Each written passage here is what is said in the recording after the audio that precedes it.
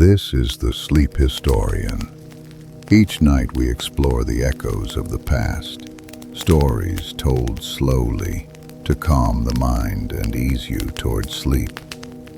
If you enjoy these quiet journeys through time, please like and subscribe, and let the next story begin. Night settles over a quiet coastline in the far north. Waves move in slow, rhythmic breaths against dark rock. Above them, a soft glow hangs low on the horizon, the pale light of a sky that never turns fully black in summer. A wooden longhouse stands near the shore, its roof steep, its walls made of timber darkened by age and weather. Smoke rises gently from a central vent, dissolving into the cool air. You stand at a distance, listening to the hush of wind through grass and the distant call of seabirds. The world feels still, patient, waiting. As your eyes adjust, the outline of a long, narrow boat emerges along the waterline. Its curved prow rises like a quiet question, carved with patterns softened by time. Oars rest neatly inside, their handles smooth from use. The surface of the fjord reflects faint light, unbroken except where ripples drift outward. This place once belonged to a people whose lives balanced between land and sea. Farmers, sailors, traders, explorers, and sometimes raiders. Let the modern world fall away. Let voices return, tools echo, and footsteps gather. Time shifts gently backward, revealing the real world behind the Viking legend. You find yourself in a small settlement along a sheltered fjord in the 8th century.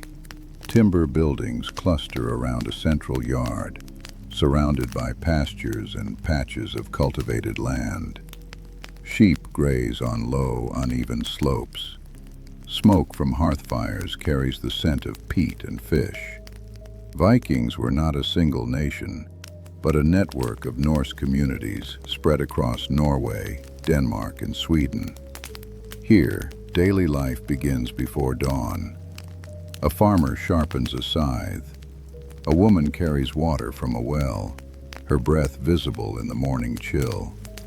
This is where Viking identity first takes shape, quietly, in work and routine. Step toward a longhouse. Its door opens into a warm, dim interior. A central fire pit glows with steady coals, lighting rough-hewn beams above. Families and workers share this space, sleeping on raised benches along the walls, eating together at low wooden tables. The air smells of smoked meat, wool, and pine resin. Children sit near the fire, carving small scraps of wood into simple shapes. A man repairs a fishing net, fingers moving in practiced loops. The longhouse is more than shelter. It is a center of memory, instruction, and community, shaping young minds toward the rhythms of Norse life. Walk outside again and look toward the water. The sea is not a boundary here, it is a road. Narrow valleys and harsh winters limit farming. Timbered slopes and rocky soil make agriculture difficult, pushing many to the coast. Boats allow travel, trade, and opportunity. Norse communities exchange goods with distant markets, even before the Viking Age fully begins. Amber, furs, walrus ivory, and iron move outward. Silver, silk, and glass return. The world beyond the fjord becomes a quiet presence in daily conversation. Curiosity grows alongside necessity, setting the stage for journeys that will reshape the map. Across Scandinavia, small chieftains hold authority. Their power is based on land, loyalty, and reputation. Disputes are settled at outdoor assemblies called things, gatherings where free men speak, argue, and vote under open skies. Here, laws are recited from memory, agreements sealed with oaths.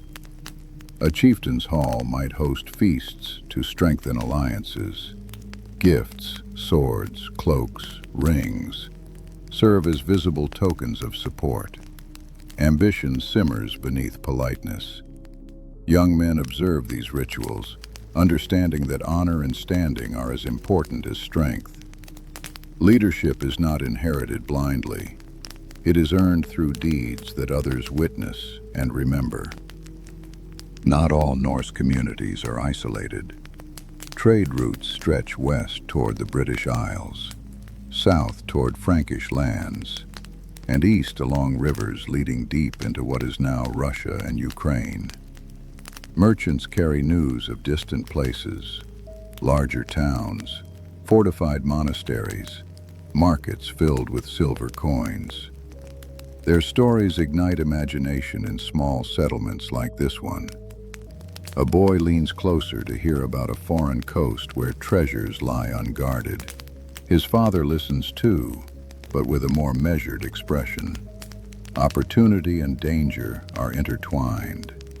These whispers of wealth and open waterways nudge the Norse world toward voyages that will soon define it. The first recorded Viking raid arrives in 793 at Lindisfarne, a monastery off the northeast coast of England. Sailors land silently, moving quickly before warnings can spread.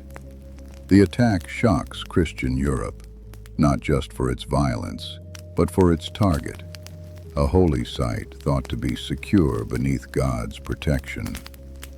Letters and chronicles spread the news, painting the Norse as terrifying invaders. Yet from the Norse perspective, the raid is a calculated strike on a wealthy, undefended location.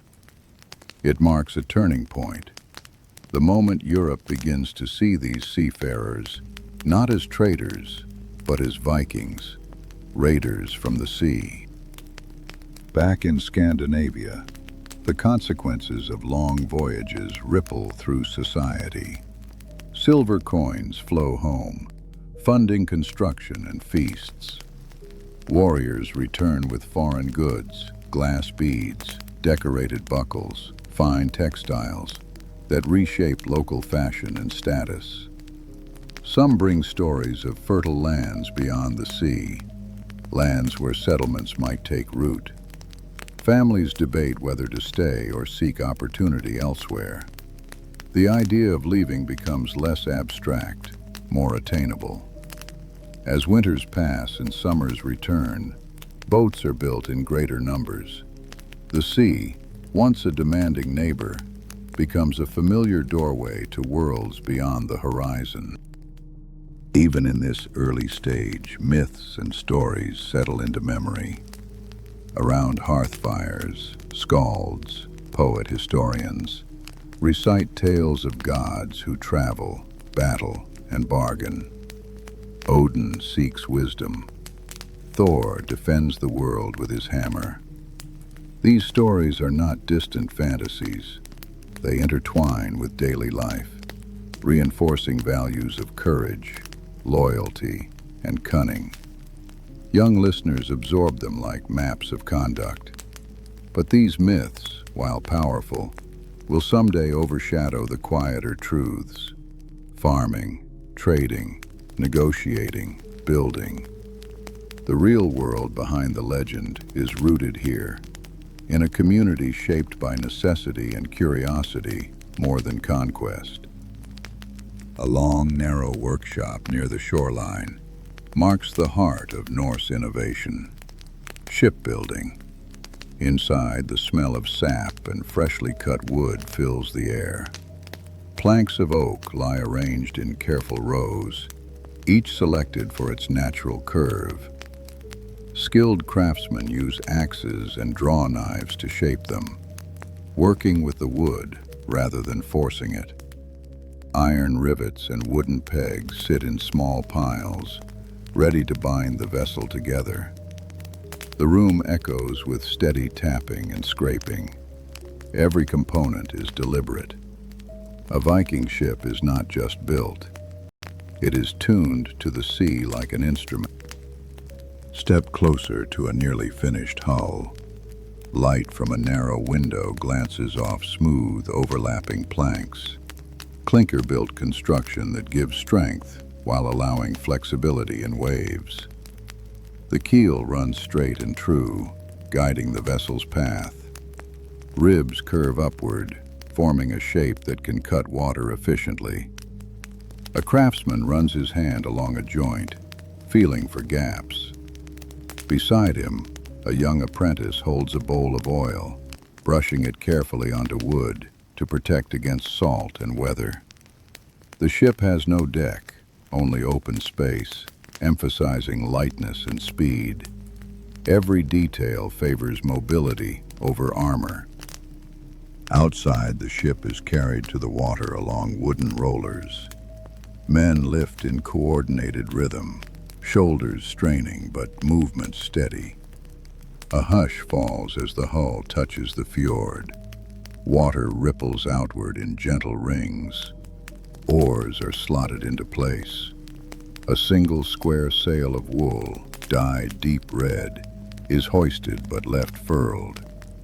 The ship rests lightly on the surface, as if relieved to meet its purpose. A small crowd gathers to watch.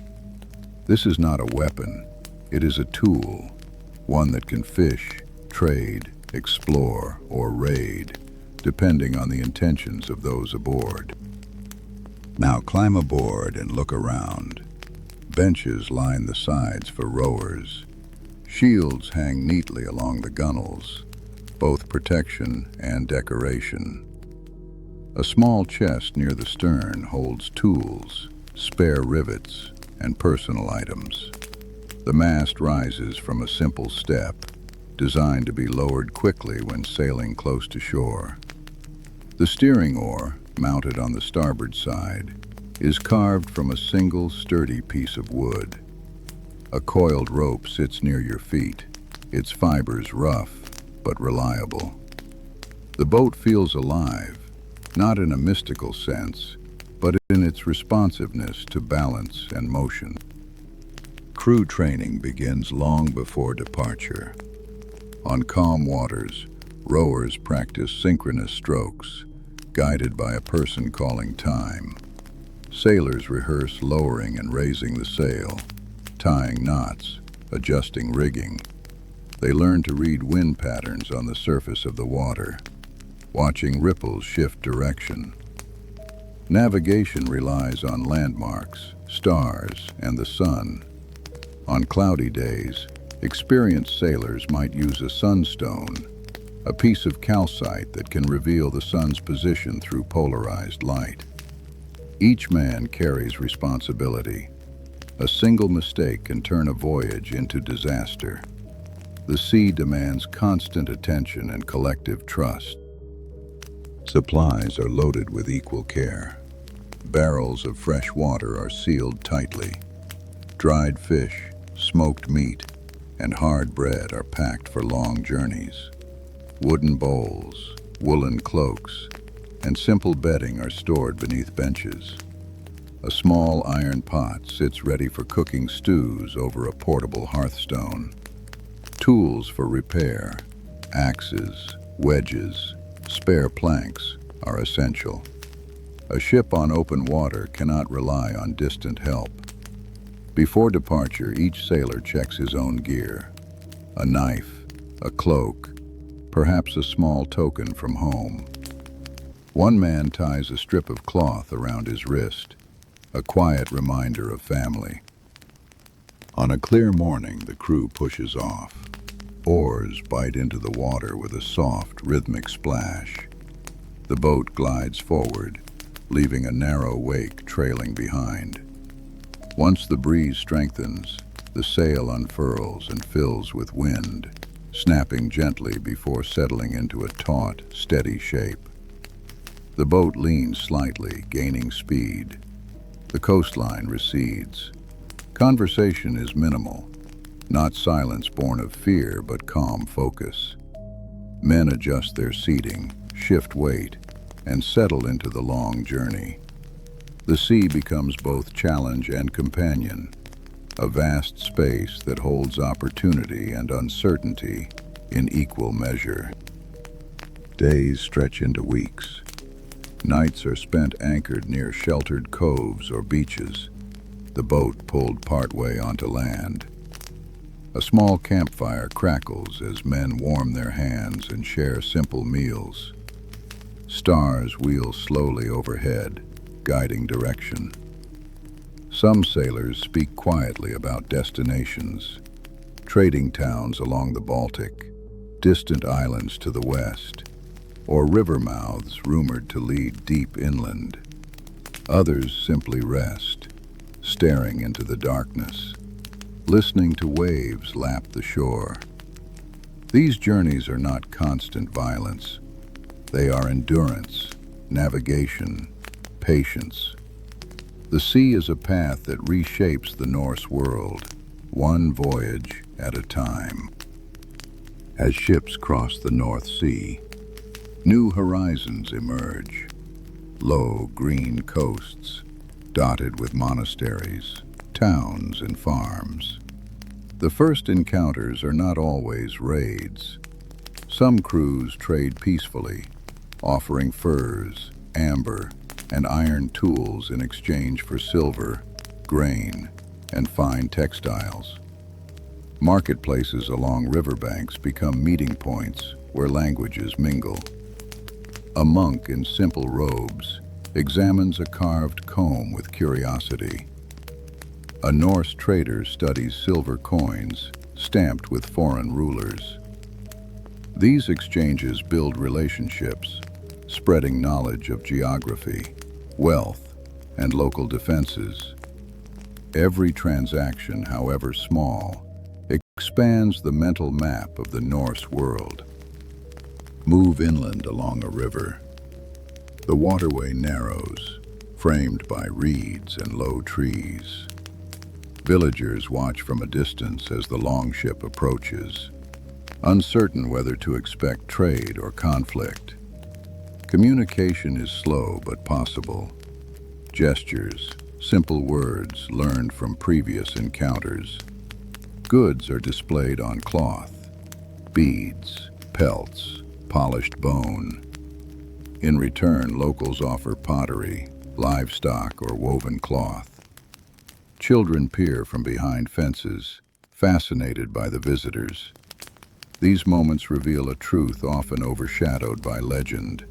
Vikings were traders as often as raiders, navigating diplomacy before resorting to force. Trade and violence coexisted, but were not synonymous.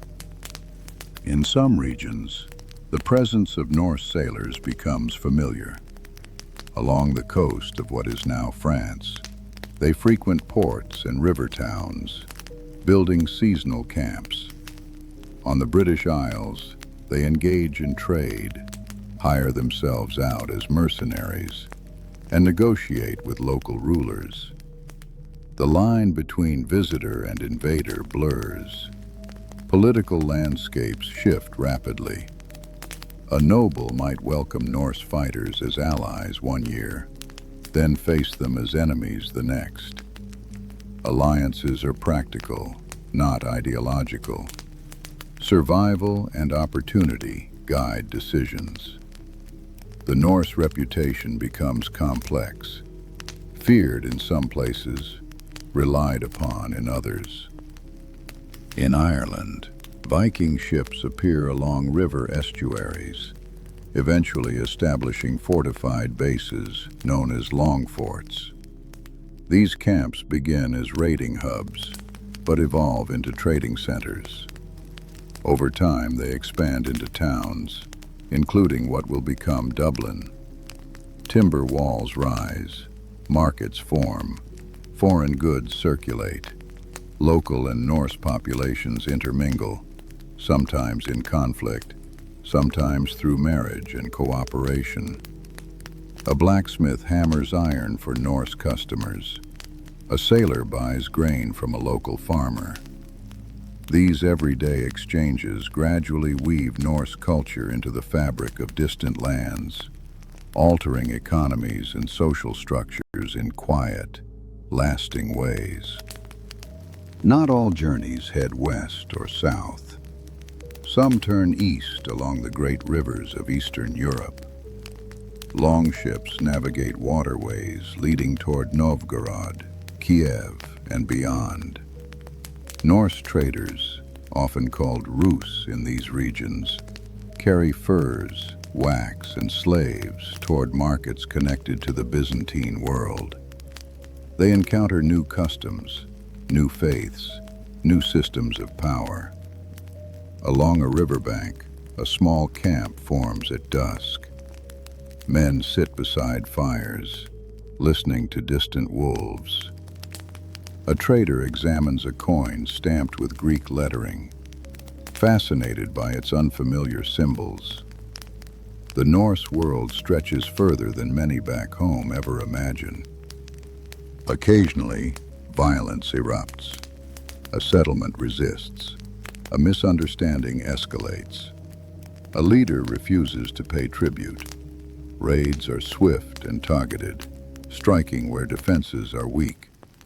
Norse warriors move in coordinated groups, using surprise and speed. Yet even in conflict, their focus is practical. Silver, goods, livestock, captives.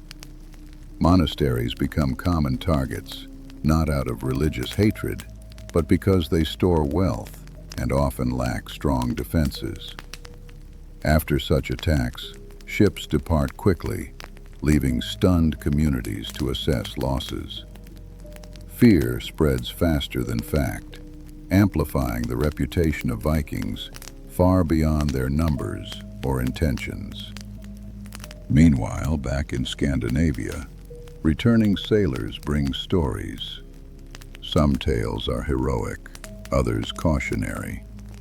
A man describes a fortified town that repelled their approach. Another tells of a river blocked by chains stretched between towers. A third recounts an unexpected act of hospitality from a foreign ruler. These accounts shape decisions about future voyages. Younger men listen intently, imagining their own chances. Women assess the risks faced by fathers, husbands, and sons. The sea becomes both hope and threat, a path to prosperity, but also a source of anxiety for those waiting at home. Over time, settlements in distant lands take root. Norse families establish farms in places like the Orkney and Shetland Islands, the Isle of Man, and parts of Scotland. Houses are built with local materials, stone walls, turf roofs, blending Norse design with regional resources. Children grow up speaking mixed languages, absorbing multiple traditions. The Viking Age is not solely about raids or battles. It is about migration, adaptation, and gradual belonging. The real world behind the legend includes quiet fields, shared meals, and new generations raised far from the original fjords that launched the first voyages. Return now to a longhouse in Scandinavia. Evening settles as a low, steady glow from the central hearth warms the room. Men and women gather for a communal meal, stew ladled into wooden bowls, bread passed hand to hand. A hunter describes tracking elk through dense forest. A woman speaks of weaving cloth dyed with local plants. Children laugh softly before being ushered to their sleeping benches. The atmosphere is calm, shaped by routine and companionship. Daily life for most Norse people is grounded in farming, fishing, crafting, and domestic work rather than constant adventure or warfare. Step into a weaving room beside the longhouse. Upright looms stand in neat rows, weighted with stones at the bottom to keep threads taut. A woman works steadily, guiding her shuttle through vertical threads, creating cloth patterned with simple stripes. Wool dyed with madder and woad gives soft reds and blues. Nearby, another woman spins wool into yarn, twisting fibers with practiced fingers. Textiles are valuable, essential for clothing, sales, and trade. A woven cloak might represent weeks of labor. Though often overlooked in heroic tales, these crafts sustain entire communities and enable voyages across the sea. In a small clearing outside the settlement, a blacksmith works beside a charcoal-fueled forge. Sparks rise in quick bursts as he hammers red-hot iron on an anvil. The ringing sound carries across the yard. Tools, nails, axe heads, and occasionally sword blades take shape under his hands. Iron is not common. Its production requires skill and patience. A young apprentice wipes soot from his brow, studying each strike carefully. The blacksmith quenches a blade in water, steam rising in a soft hiss. These metalworks are the backbone of Norse labor, agriculture, and defense, even more than weapons of war. Religious practices shape daily life as well. Norse people honor multiple gods, Odin, Thor, Freyr, and others, through offerings and rituals. In a small grove near the settlement, an oak tree stands marked with carved symbols. Beneath it lies a simple stone altar. A priest, or gothi, offers grain and animal fat, speaking quiet words into the wind. The gestures are steady, respectful. Belief is woven into ordinary moments, before journeys, at harvest, during illness. These practices are not rigid. They vary between regions and families. Faith here guides courage, community, and the acceptance of fate. Around the hearth, storytelling serves as both entertainment and preservation.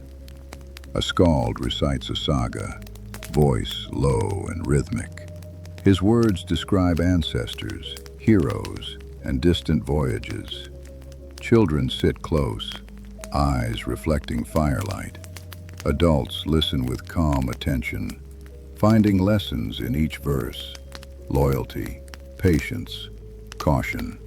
The sagas carry history forward, though shaped by memory and artistry. They celebrate dramatic deeds, but also acknowledge hardship and loss. These stories will later evolve into the legendary image of Vikings, known around the world, overshadowing the quieter realities of work, family, and community that define most lives here. Women hold significant roles in Norse society.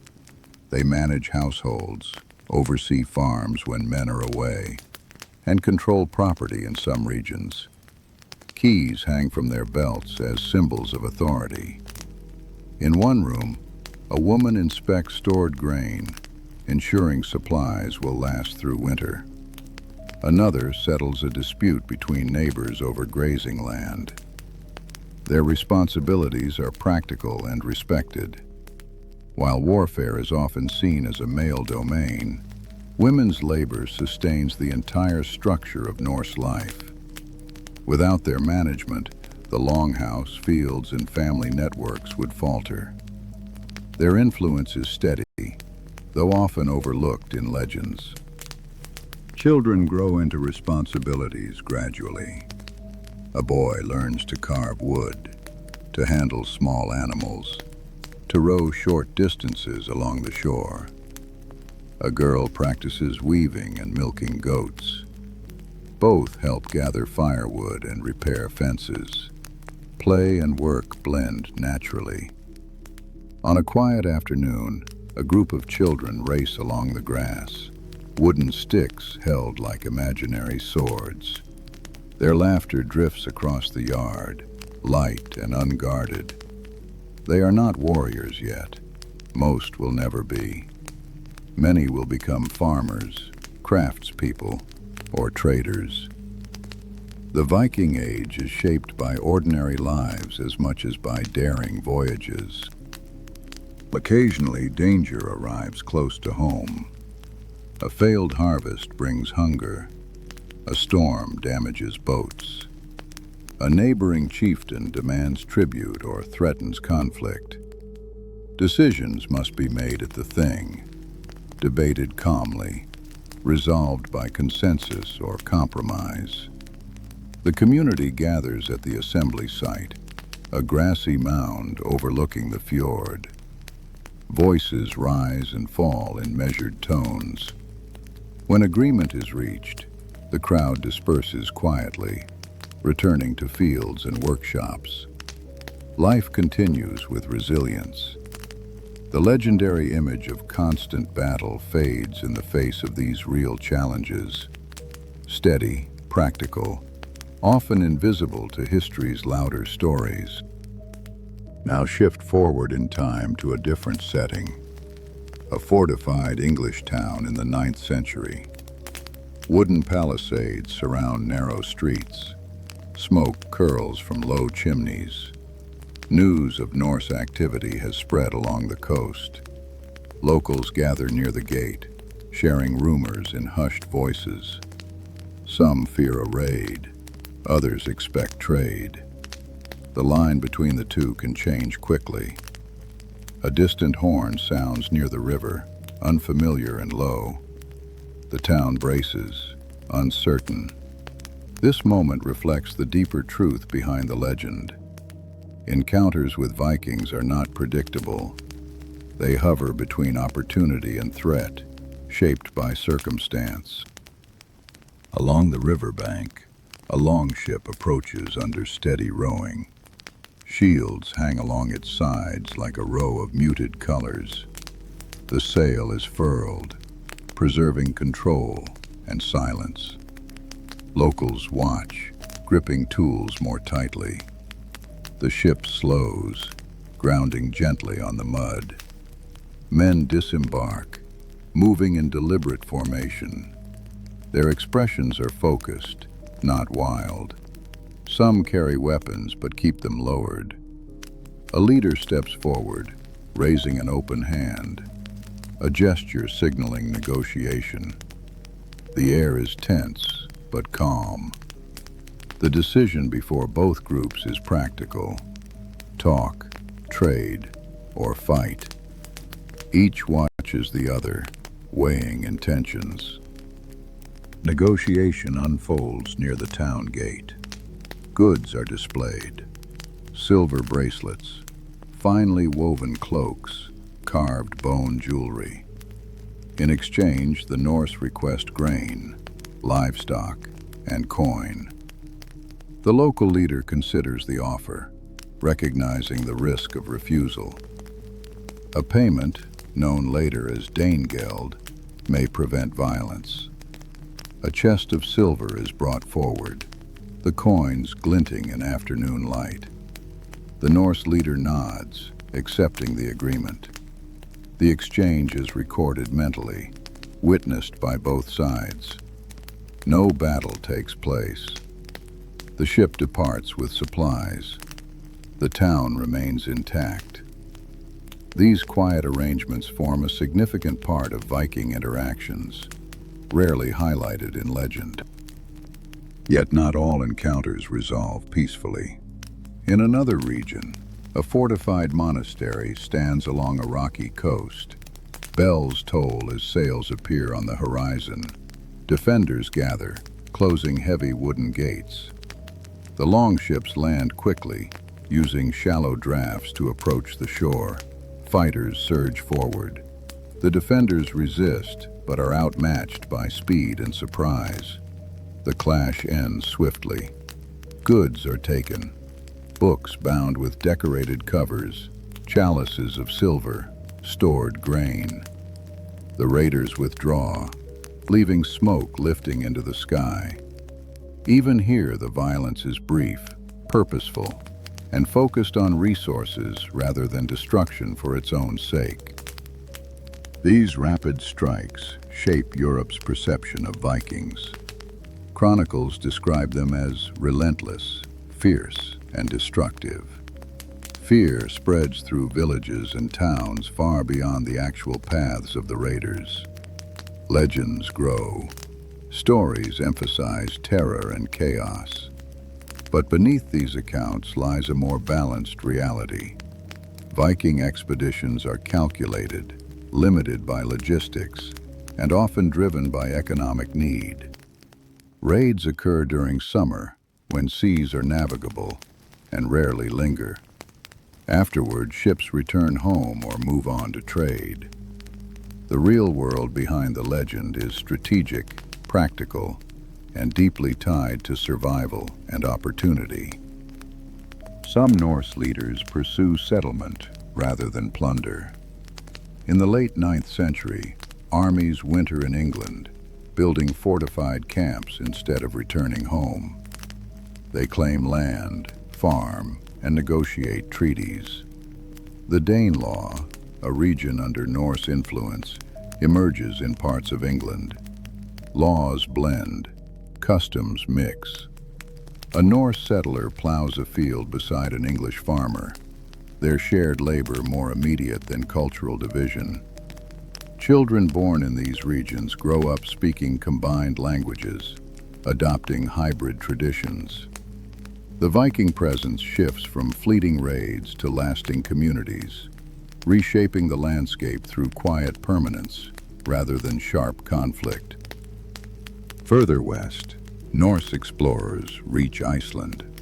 The land is stark, lava fields, glaciers, and steaming springs, but rich in grazing and fishing. Families establish homesteads, build longhouses, and form new assemblies. The Althing, one of the world's earliest parliaments, takes root in this distant land. Disputes are settled, laws recited, alliances forged. The sagas written centuries later will preserve these stories, blending fact and memory.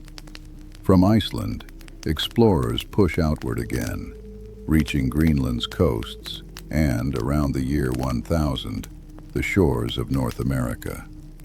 The real world behind the legend includes exploration driven by curiosity and necessity, not conquest alone. These western voyages are demanding. Ships face unpredictable storms, ice-choked waters, and vast distances without visible landmarks. Camps on unfamiliar shores are temporary, built for shelter rather than settlement. Encounters with indigenous peoples are brief and tense, marked by misunderstanding and caution. The Norse eventually withdraw, unable to sustain permanent footholds so far from established support. Even so, the journey leaves a quiet legacy, evidence buried in soil, fragments of wood and metal, and echoes in later stories. The Viking world reaches farther than myth suggests, but also accepts limits set by nature and practical constraints. As the centuries progress, the Norse world undergoes profound change. Christianity spreads through Scandinavia, first through trade, then through royal conversion. Churches rise beside older sacred sites. Wooden crosses appear near longhouses. The old gods do not vanish instantly, but their influence wanes. New laws discourage raiding among Christian rulers. The idea of weapon-based honor shifts toward forms of loyalty recognized by the Church. A quiet transformation begins. Belief, identity, and purpose turning slowly toward new directions. The legendary Viking image persists, but the lived reality evolves beyond it. Kings consolidate power in Norway, Denmark, and Sweden. Centralized authority replaces the fragmented rule of local chieftains. Stronger governance brings new priorities: taxation, defense, diplomacy. Large-scale raiding becomes less practical and less politically acceptable. Instead, rulers focus on trade routes, territorial control, and internal development. The longships that once carried warriors now transport merchants and envoys. Towns expand, markets grow. Urban centers like Birka, Hedeby, and Kaupang become hubs of commerce rather than war. The transition is gradual, carried by countless ordinary decisions rather than a single dramatic moment. The technology of ships changes as well. Broader, deeper vessels emerge, designed for cargo instead of speed. Sails grow larger, hulls strengthen. These ships can carry goods in bulk, linking Scandinavia more firmly to European trade networks. The age of light, fast raiding craft gives way to the era of merchant fleets. A shipbuilder runs his hand along a broad plank, noting the difference. A merchant checks inventory: barrels of grain, bundles of cloth, iron tools. The sea remains central, but its role shifts from conflict to commerce. The horizon still beckons, but with different promises. In some regions, Norse cultures merge deeply with local populations. In Normandy, descendants of Viking settlers adopt the French language, intermarry, and eventually form a powerful duchy. In the British Isles, Norse place names, legal customs, and vocabulary endure. In the East, the Rus play a role in the formation of early medieval states. These legacies are not loud or theatrical. They exist in words, trade patterns, laws, and family lines. The Viking Age leaves marks that are quiet, often unnoticed, yet woven into the everyday world that follows. Over time, the dramatic image of the Viking warrior overshadows the broader truth. Later storytellers emphasize battles, burning villages, and horned helmets, which were never actually worn in combat. Paintings and operas magnify violence and mythology. The subtler realities, farming, weaving, trading, negotiating, fade into the background. Yet archaeological discoveries reveal a fuller picture. Tools, seeds, combs, and fishing weights tell stories of ordinary life. Graves contain not just weapons but brooches, beads, and household items. The real world behind the legends is human, varied, and grounded in daily work as much as daring voyages. Standing in a modern museum, you might see a Viking sword displayed under soft lights. Its blade is pattern-welded steel, dark and textured from age. Nearby rests a simple wooden bowl, worn smooth from handling. One object suggests battle, the other a meal by the fire. Together, they represent the duality of Norse life: conflict and sustenance, risk and routine. Visitors walk slowly past these artifacts, reading placards, imagining hands that once held them. The quiet setting encourages reflection rather than awe. History becomes a conversation between myth and evidence, legend and lived experience. Travel now to a reconstructed longhouse overlooking a modern fjord. Grass grows thick along its roof. Inside, replicas of tools, clothing, and furniture recreate a world long gone. A guide speaks softly about farming cycles, ship voyages, and winter feasts. Outside, a replica longship rests on calm water, its wood gleaming under the sun. Children run along the shore, their laughter carried by wind, echoes of lives that once filled these spaces. The Viking Age feels close, not as a saga of constant conquest, but as a tapestry of ordinary moments, threaded through extraordinary journeys. Finally, return to the quiet coastline of night. The water lies still beneath a sky touched by faint northern light. The longhouse is dark now, its doorway closed. The ship rests at the edge of the fjord, motionless. Wind moves through grass with a low, steady whisper. The legends of Vikings tell of fearless warriors and endless battles. But the real world behind those legends was shaped by farmers, sailors, traders, families, and explorers, people navigating the balance between survival and opportunity. Their legacy endures not in noise, but in the quiet persistence of memory carried across time. Let your thoughts drift gently across everything you have seen.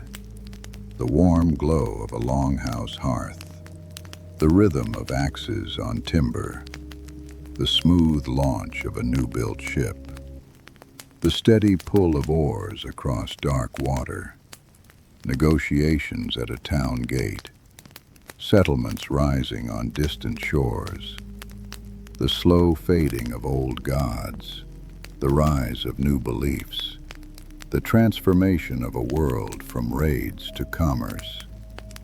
These moments soften into one long tide, ebbing and flowing across centuries. The Viking Age becomes not a single story, but a calm, continuous journey through work, travel, and change. Return now to your own room, to the stillness around you. The world is quiet, steady, familiar. Outside, night holds its calm. You are safe, warm, and at rest. The sounds here are small, a faint hum, a soft creak, your own breathing settling into an easy rhythm. The legends of Vikings fade gently into the background, leaving only the calm sense of distance and history.